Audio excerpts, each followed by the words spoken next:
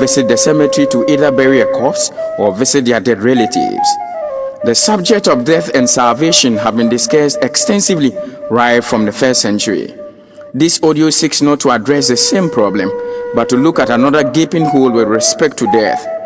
I once chanced on a post on Facebook, and I think it's worth sharing. This is what it says. The house where I lived was about to be seized just because I could not pay the rent.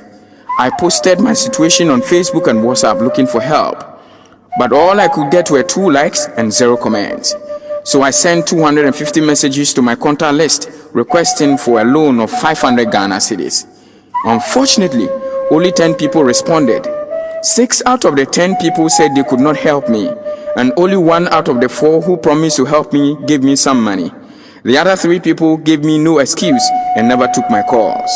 In the end, I was ejected. I did not have a place to sleep. I walked in the dark looking for options, and unfortunately, a thief stole my empty wallet with my identity card. In his haste to get away from me, he crossed the road without looking. He was badly hit by a car on high speed without his body being identified. Only the wallet containing my identity card served as a marker. The news spread quickly the next day that I had died. 628 people posted on my Facebook wall how they knew me and how kind I was. A committee was formed by my supposed faithful friends who raised 9,000 Ghana cedis to feed people at my funeral. My work colleagues, who never existed while I struggled to pay for my rent, organized themselves and raised 7,500 Ghana cedis for my coffin, tents and chairs. I had to be buried in a coffin worth 6,000 Ghana cedi, but as they hastily bought it, there was a man who sold it to them for 2,500 Ghana cedi, saying it was his contribution. The family met again. It was a rare opportunity for the family to meet again. For my funeral, the family contributed 2,500 Ghana cedis.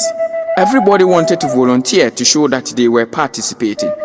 They printed t-shirts and polos for more than 1,500 Ghana cedis. Imagine the scene when I showed up on the day of my burial. In Ghana, Africa and some parts of the world, people celebrate the dead more than the living. In the illustration above, the same man who could not raise only 500 Ghana cedi for his rent while alive could raise a whopping 29,000 Ghana cedi while he was deemed dead. If we have the opportunity to help, why would we rather help the dead instead of the living? Every minute someone leaves this world behind, we are all in line without realizing it. We never know how many people are before us. We cannot step out of the line. We cannot avoid the line. So while we wait in line for us to be served with death, make moments count, make priorities, make time, make your gifts known, make your voice heard, make somebody smile, make the change, make love, make up, make peace, make sure to have no regrets, and above all,